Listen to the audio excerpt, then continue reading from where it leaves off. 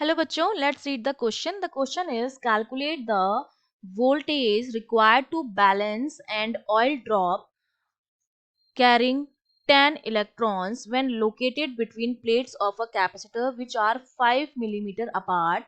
Given mass of drop is 3 into 10 the power minus 16 kilogram, charge of electron 1.6 into 10 the power minus 19 coulomb, and the value of G is given as 9.8 metre पर second square.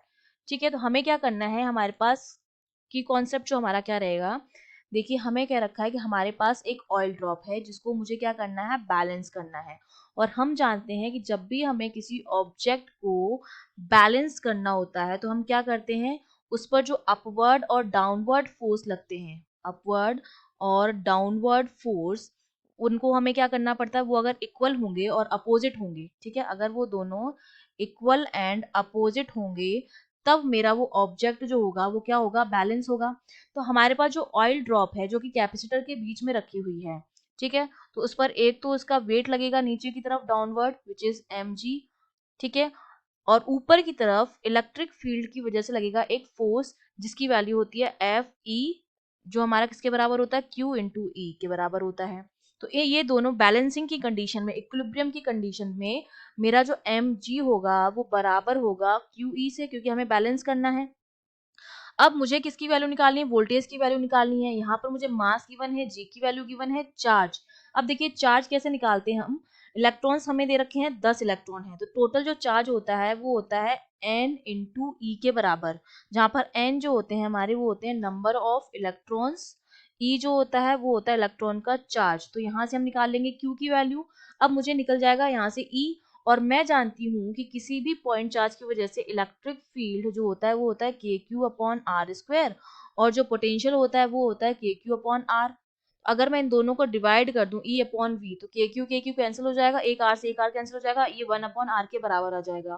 तो यहाँ से मेरा जो ई आता है वो we upon are के क्या हो जाता है, बराबर हो जाता है. अगर मैं ई की जगह वी अपॉन आर लिख दूं और आर मुझे गिवन है दोनों प्लेट्स के बीच की डिस्टेंस, तो मुझे पोटेंशियल जो हो जाएगा वो मिल जाएगा. ठीक है, तो देखिए सबसे पहले हम यही फॉर्मूला यूज करेंगे, M G equals to Q E.